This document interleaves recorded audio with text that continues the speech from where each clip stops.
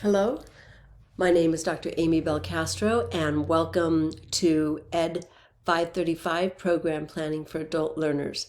I'm very excited about this course because it's one of our few core courses that have been intentionally designed for all of our adult learner concentrations.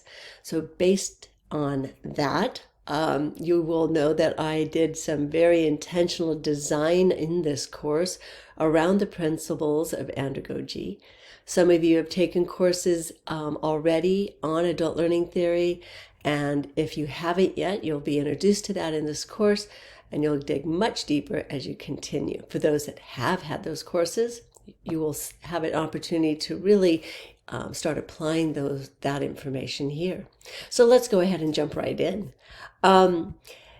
First things is your course essentials and pre-course prep work. You'll notice that in this section, you're going to have the course welcome video, which you already found, obviously, the course syllabus about the course, which is going to provide the big overview, information on how my background and my Zoom information. I'm great with emails, so I think so. So feel free to pop me a question. Use the Q&A if it's a question you think others could help or benefit from or actually engage in. But if it's something specific to you, please don't hesitate to reach out and email me. I'm happy to set up a time to Zoom if an email is just not going to be suffice.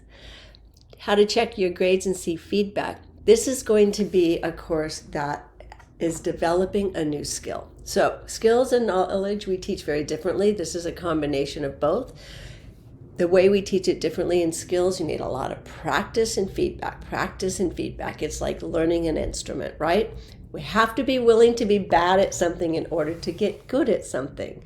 We'll talk a lot about that, and that's a really important principle, especially for adult learners, because as adults, we don't like to be bad at something, right? In this class, you'll be working in collaborative groups, and in these teams, you'll be given feedback every week that you'll be asked to incorporate as you continue to develop a program, instructional, educational training for your learners. So it's really important to know how to access that feedback so you can collaborate and work through it with your design team. Let's talk a little bit about your design team. So as I said earlier, this course is grounded in the andragogical principles. The point is that it's essential for your learners to see relevance and really have real-world experience in the learning outcomes. The reality in program design is that you work very closely with the folks that you are co-designing with the folks that you're working for. It's not a process that we do often independently, but one that we work collaboratively with our colleagues on. So I'd like to make that as meaningful as possible for this group. So you'll be in educational training teams. Please take a click on this so you can see more about the rationale behind why you're doing what you're doing, as well as the expectation. You will have a space available for your team to work with. You'll notice in week 1, I'm requiring that everybody post here. So that's where you get together, share your information, come up with roles, responsibilities, kind of norms for your group moving forward, and give a sense to me of how you're going to be approaching this. If, as a group, you decide that you'd like to set up a weekly Zoom meeting, use a Google shared drive or doc, whatever, that's fine with me. I just would like to be engaged in the process so I can also provide feedback on how you are working as a collaborative instructional design team. Your group membership is where you can click on this and you'll see who's in your group. Again, week 1 is all about getting information, getting it set up. Before I get into about this course and the course goals, I want to just point out quickly that there are some pre-course activities to do. One is simply introduce yourself, give us an idea of your background, who you are, where you're from, and kind of what your hopes are for the course. The self-assessment is going to be really important as two parts. One, it'll inform you on kind of where we're going and where you're at, and it'll help inform me on where you are, so I can do a better job in providing you the scaffolding as well as the resources. You'll also refer to it at the very end of the course in our self-assessment of our own growth. So from there, let's take a peek about this course, and you can have a sense of what you're getting into. Let me line this up. The course textbook is one that we will be using a lot in the course. It's one that you may choose to keep and put on your professional library. I would recommend that. You can purchase it at our SOU bookstore. You can rent it online. Again, I recommend you keep this one, and you can order it directly through the publishing company where the link is right there. So lots of options there. I will also be including additional resources for you, but they'll be embedded within our Moodle site. I want to just take a minute to talk about the course goals in this class, and I'm not going to read all of them to you, but I want to unpack at least the first one and then just touch on the others, because the first one is so much in there, right? So let me just really quickly, as it states, design a coherent and meaningful curriculum that supports effective learning progression and ensures the relevance of content to meet specific requirements and goals. That's a mouthful, so let me unpack that just a little here. When we talk about designing coherent and meaningful curriculum, we're talking about your adult learners and how you make it meaningful. This is where the andragogical principles really play out in your intentional design. So your learners are always up front. And then the second part says support effective learning progression. So that's speaking to, how do you know where to start? How do you know what comes next? How do you scaffold your learning? What do you teach, and in what order? Okay. And then the last part speaks to ensuring relevance of the content to meet the specific requirements and goals. So you may be given specific requirements and goals. You may be asked to develop them, but regardless, they're going to be what drives your curriculum. They're going to be what you need to make meaningful and help make transparent to your adult learning audience. The second speaks about incorporating effective instructional strategies and techniques to engage learning. So this is about the actual instruction and how do we make meaningful instruction, and what best practices are going to guide our work. Some of us will be working on e-learning. Some of us will be working in face-to-face. You might be doing sessions, workshop, teaching a course. It looks a lot of different ways. Many of you will probably find yourself in the role of doing some consulting, which is kind of a mix of all of this. So we'll be getting into that as well. Number 3 is really our assessment. So how do you know what your learners have actually learned? So this is demonstrate how to identify and assess your learners' needs using a variety of assessment tools, methods to inform effective program design. We'll be looking at the 3 assessment strategy processes here. Your pre-assessment, so you know where your learners are. That'll help inform your design and how you put together the instruction. The formative assessment, this is to help both inform your learners on how they're doing, but it also informs your instruction.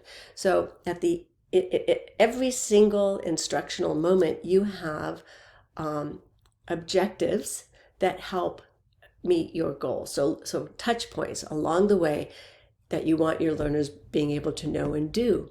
How do you know if they know and are able to do that? And you need that in order to move on to the next step, the next part of the learning.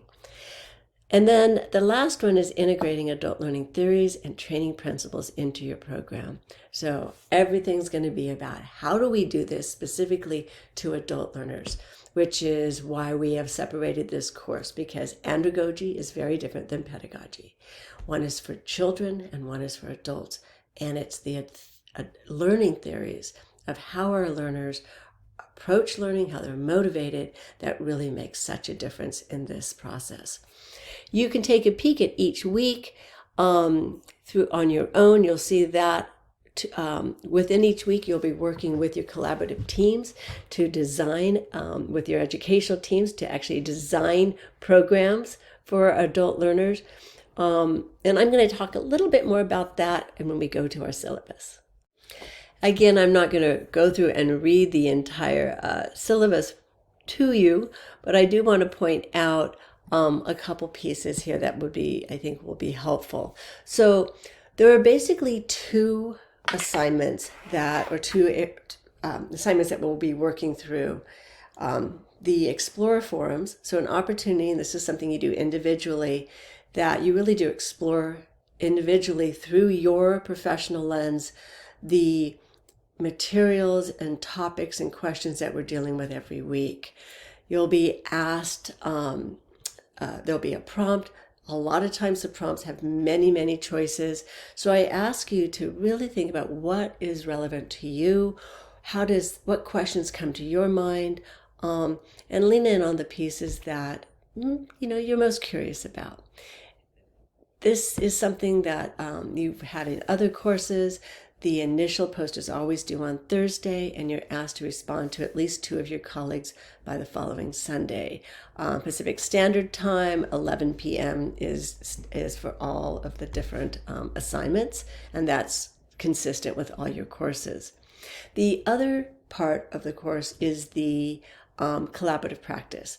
So you'll be in collaborative design teams or educational design teams, and working through choosing a skill-based topic. And we're going to choose a skill-based topic for a number of reasons. One, you embed knowledge as you go, but most of you will be doing skill-based topics, and with really looking at 21st century training and preparing our learners for the 21st century. There's so many transferable skills, regardless of where you're going to be teaching and to whom, that are kind of real practical for you to jump into this process. So with that, I'm going to give you a heads up, and I'm going to say it's really important to establish a positive work environment with your colleagues early on in week 1.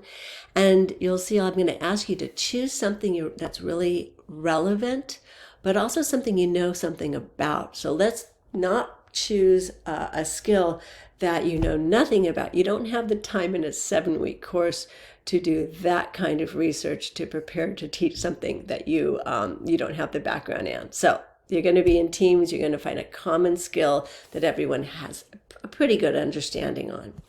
And then the final, there's another piece to that. There is an individual part of the collective practice, and that is your own assessment of your participation and contributions, as well as those of your colleagues.